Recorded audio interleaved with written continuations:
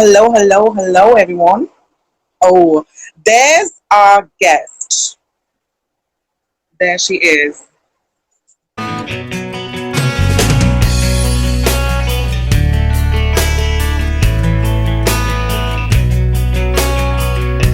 Hello, Prarthana. Good evening. I can finally see you. Finally, after so many days, after talking to you, finally I'm Yeah, yeah, I'm so glad. okay. So, how are you? It's a, I'm good. I'm good. How are you? I'm I was okay, but now I'm better after seeing you. Actually, Oh, how nice. My God, you have quite a lot of lines, don't you? I saw you in the BuzzFeed video first. You Oh, remember? yeah, that's so nice. That's so nice. I'm sorry, I And didn't catch your name. I, after that video, I was like, damn, that girl is fire. Oh, thank you. I'm sorry, I didn't catch your name. I'm Prashad actually. Okay, great, great. I'm And your Prashad, pronoun? founder of Rainbowdun. Yeah, I've only messaged you through your page, so actually I don't Yeah. know anything about who I'm going to be speaking to today. So it's nice to finally put a face to it. So as the topic about bullying, I wanna I wanna point out something. I will start from the very cliche type of thing. The first question would be, shall we start the session? Yes, let's go. Okay. Let's start. Thank you to everyone that joined. Please take a. As every queer person has to face this question ever in their life, that what is your coming out story? How exciting. What is my coming out story? So basically, I think, a lot of people's coming out stories start very differently. And I think for me, my coming out story started way before, I realized anything about my sexuality. I think it started with how my expression used to be from a very young age. So, gender expression and sexuality are two very different things. So, just because someone is masculine or feminine, that doesn't mean they're going to be like bisexual or gay or lesbian or queer. But for me, it was very interconnected. So, I like to express myself in a more masculine way. And that I like to do since I was almost like 3, 4 years old. So, very young age. As soon as I think a child is like talking and walking, from that age itself, I also wanted to wear t-shirts and cut my hair and everything. So I definitely firmly believe that it's something that you're born with, and it's a very natural inclination that people have. So yeah, and then I sort of, as I grew up, and when you start this middle school and teenage years, the question of attraction suddenly comes into the picture. Everyone has crushes, everyone suddenly has boyfriends and girlfriends, and you're just sitting there like, when did this start happening? I preferred primary school; it was so much easier. So when that started happening amongst my peer circle, I realized that I should also be feeling attraction towards boys my age and all that. But I didn't used to very often feel that way. So I was worried, thinking, why am I different? Why am I, more interested in other girls my age? Why do I have crushes on other girls and not other boys and everything like that? So it was very scary, and I felt very guilty, like I was doing something wrong, like I was hurting my friend and making my family ashamed by, feeling all of this way. And even before that, the way that I wanted to dress and all, it was always a problem. My mother would always ask me, "Oh, buy something from the girls section also." So I knew that this would also, be something that would be treated as wrong. And eventually, though, I think with the internet and everything, because this is almost 10 years ago, and Uh-huh. even then, we had access to the internet and stuff like that. So I would try to Google these things, search for these things, and just basically, try to make some sense of it, see if there's anyone else like me around. Because I think that's the main struggle when you're coming out. You think you're the only one who's ever felt this way. You feel so weird. Like, am I the only one who's ever been attracted to other girls? Am I the only one who enjoys wearing clothes like this? And the minute you find out that you're not the only one, there's so many people of so many different ages and professional backgrounds and Yeah. ethnicities and races doing the same thing as you. You feel like, oh yeah, this is normal after all. So that's how I started to feel when I saw more and more people like me. So after that, I think my confidence grew and I was able to come out to my friends initially in Yeah. around, yeah. I'm sorry to interrupt you. I'm sorry. No I'm so problem. sorry. Actually, I like sometime I went to your Instagram account. I Till now I go to your Instagram account, and I feel that day by day you're growing and you're more getting to know yourself better, right? Like everyone gets to know about themselves day by day, by they grows and all everything. And I when I searched your Instagram account after watching your video, and now then there was a different partner, and now you're a different partner. Okay. Sure. You think so? I don't think so at all. Yeah, I because I I've seen you, you were very, now you're very fierce, you know. And back then, I don't know you much better, but now you're more fierce, right? I would have to say that like I really appreciate you saying that, but I think for me, before by the time I'd come on Instagram, I'd already come out to my friends, my family. I'd already had two girlfriends, so all that ferocity had already come. It had gone a little bit, also it had come back. I feel like I grew up, and I felt very confident in myself. I knew what I wanted, and then I started this Instagram page. So for me, this Instagram page isn't something that it's given me a lot of confidence, because like I've spoken to so many people, like I'm speaking to you right now, and I've actually like understood that there really are so many other queer people out there in our own country, in our own cities, in our own hometowns. So I think that has definitely made me feel a lot more comfortable, for sure. It's made me feel like we really are such a huge community, and we deserve to be treated right. So yeah, in that way, it's been very nice to be on this platform and meet so many like-minded people. Yeah, there's another thing I wanted to ask you that like a Bollywood movie has the picturized has stated some like very bad, very nonsense thing about LGBTQ community, about homosexuality. It has represented us in a very bad way. Okay, so that is affecting us right now. Our generation is facing such very major issues about homosexuality. They represented in their time. So, what's your take about that? I think that it's definitely. I think it's a problem with many different aspects, because I think one of the main aspects is that when people make those kinds of movies, and they write those kinds of characters, they don't do it for like an audience like you and me, or anyone from the LGBTQI community. They're doing it for a heterosexual audience, and they're doing it so that the majority masses watch their movie, and they think, oh, this character was so funny, oh, this gay plot line was so unique, oh, it's so bad, I hope my child never turns out like that. They want to capture audiences. So using the LGBTQI characters is more like a wow factor. Like some movies have an action scene, this movie has a gay scene. It's just something to capture audience. So as long as you're making movies in the mainstream for a heterosexual audience to watch, then you're probably not going to be doing a very good job of researching queer characters, and actually maybe hiring queer people to play those characters or write for your movie or anything like that.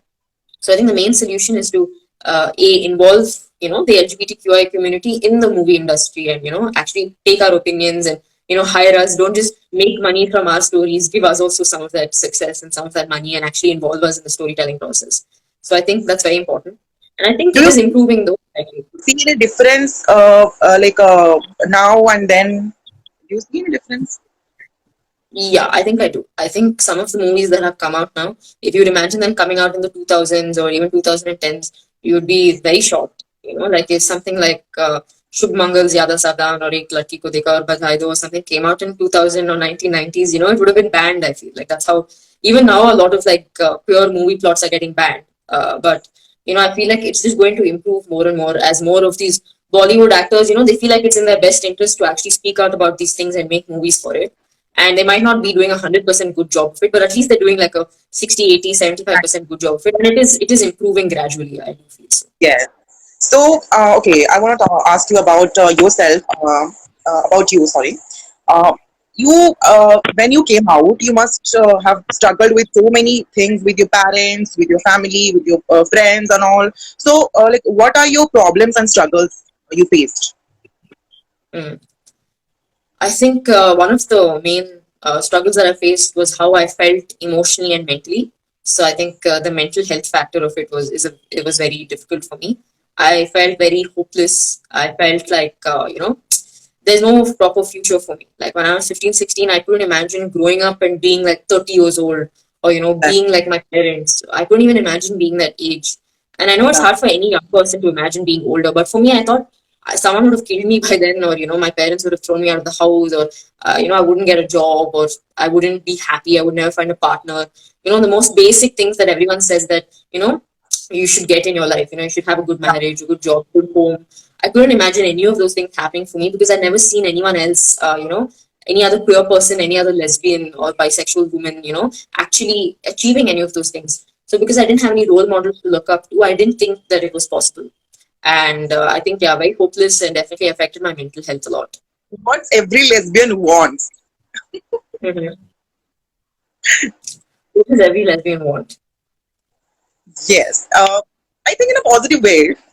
Yeah, I think every lesbian just wants to find someone that she loves and just move in with them like 2 weeks later. Just go from 0 to 100 in like 2 3 weeks. I think that's what every lesbian wants. We love to rush into commitment, so I think that's what we want. Okay, I would like to ask you a question. Like, who is your Bollywood crush right now, or Hollywood crush? Any celebrity crush? I think um, yeah, if I had a crush on anyone from Bollywood, there'll definitely be a straight woman only because I don't think there are a lot of openly queer actors. But I think I'd say maybe Deepika Padukone or something because I think she's really wonderful and I love her personality and stuff like that. Yes. Okay. There was someone in the comment section.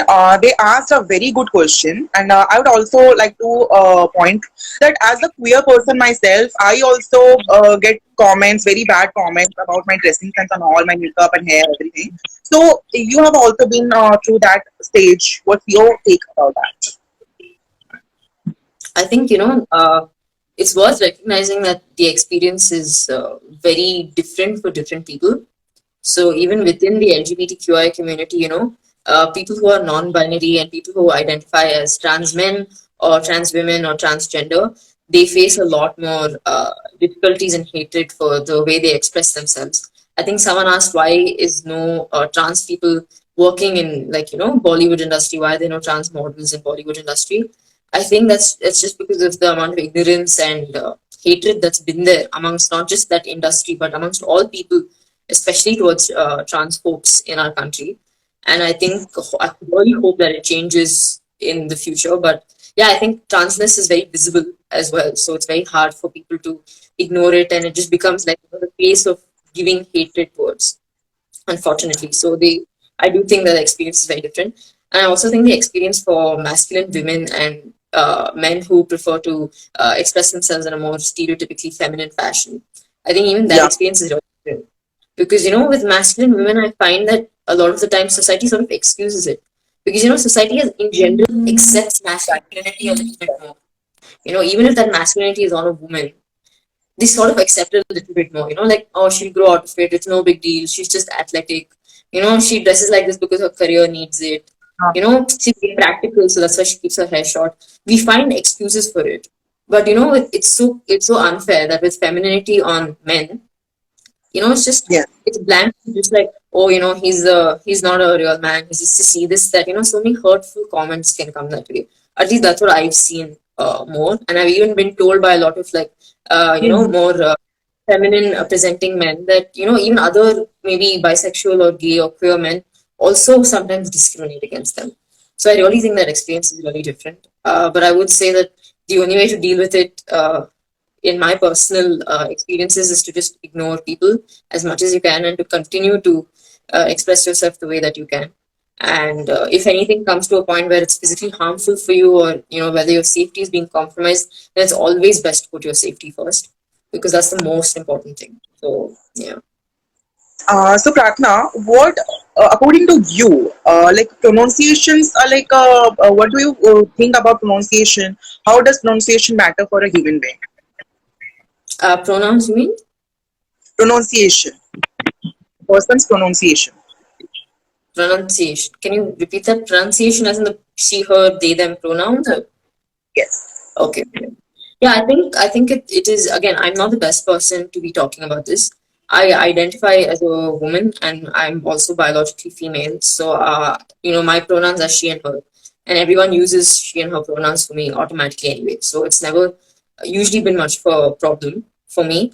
I think it's something that we are definitely overall as a community giving a lot more importance to nowadays, and I'm so happy for it because it allows the non-binary and the trans community to be more recognized within our circles. And also the most important thing is, by using a person's correct pronouns, you're actually respecting them. It's as simple as that. A lot of people have these really stupid arguments against using pronouns, like, oh, it's grammatically incorrect, oh, it doesn't make any sense, you look like a girl, why should I use they them pronouns for you, why should I use he him pronouns for you? So it's very easy to make it into a joke and be like, it's not a big deal. But the thing is, you might think maybe it's not a big deal because it's never affected you. But for that other person, if you use the correct pronouns for them, it can make such a big difference for them to feel good about themselves, for them to feel socially accepted, for them to feel respected. It's literally something that is so important for them. It can make such a big difference for their mental health and their emotional health and their physical health as well. If you offer that little bit of like understanding from your part, respecting the other person by using the right pronouns, it can make a huge difference in someone else's life. It's as simple as it. If tomorrow, if you're a straight man and tomorrow you walk outside your house and everyone is just using she her pronouns for you, and you're like, what's wrong with you? Can't you see I'm a man? You're supposed to call me a he him. That person, a non-binary person or trans person or genderqueer person, who whatever gender identity they have, that's not male or female. It's so important for you to use those right pronouns for them because they feel the exact same way. It affects them the same way it would affect anyone who is misgendered like that. So yeah. So, do you think Indian government should make any special laws for queer youths and all? I think so, yeah. I really think so. I think that one thing is a lot of, especially youth, like you said, queer youth, because our country is not very accepting and doesn't have proper laws in place to protect us and anything like that, we choose to move abroad. If we have the resources for it or the opportunity to do it, most, a lot of queer youth that I know that have the resources or the ability or the opportunity to do it, they're just like, why would I ever stay in India? I'm definitely gonna go abroad. Like, I'm gonna move to the US. I got my college acceptance. I'm going. That's the attitude a lot of people have. I've seen a lot of people my age who talk like this, and it makes me feel really bad because if the queer youth leave the country, then queer rights and like making society more diverse and inclusive is not going to happen because we need to stay here and we need to actually make that happen. So I think definitely like it is important to consider queer youth in making the Okay, country a better place. I think it's a time to wrap this session. It was a Sure. very conversation and a very huge part of my life. Actually, I got a chance to talk to the Prarthana. Actually, okay. Anna, thank you so much. I'm so glad we could make this happen. I had a lovely time talking to you. Me, at least you're a very good content creator for queer people, queer community, and people are getting inspired from you. I myself am getting inspired from you. I do go to your Instagram account daily and watch your stuff. At last, you want to convey any message or any suggestion to the queer youth people to how to be themselves? Hmm. I think the main thing I'd like to say is actually, I think someone asked a question about like how to deal with bullying and harassment in schools and colleges. And I think answering that question is a pretty good way to end the session. And I think mostly I'd say that a lot of people will end up having like negative things to say, no matter what it is, whether it's for your gender identity or sexuality, or maybe it's just the way you look, maybe it's the way you talk. It's very easy for people to just come and make fun of you. It's normal, especially when you're studying and you're at that age. People find all sorts of reasons to give you weird nicknames and tease you and bully you and stuff like that. And I think the Yes. main thing you can do is to just uh, you know, you no one can make you feel bad without your permission. So if someone is making fun of you for something and you're just like, how is that funny? It's just the way that I look or the way that I like to dress. I don't make fun of you for dressing the way you do. I think you're very poorly dressed. Look at that ugly t-shirt you're wearing. I think a little bit of confidence can go a long way. I think usually, like, when you maybe like when what people are saying hurts you, or when you say and you give them like reactions like being very upset or something like that, people continue to like tease and bully and harass you. And I think the best thing to do, yeah, I think the best thing to do is to have confidence in your own like flaws and your own strengths and all of that, and it makes it like way easier for you to have that kind of confidence. And I think that bullying also sort of dies down eventually because the bully doesn't get as much fun out of it. So yeah, I hope that answers the question a little bit to ask that question. Okay, so we got the session done with the Pratna herself. And thank you so much, Pratna, for giving us your very golden time. And it's my lucky day. It was a very good day for me. God blessed me, thankfully. It was a lovely day for me as well. Thank you so much for having me on. Best of And luck to you and to Rainbowdun.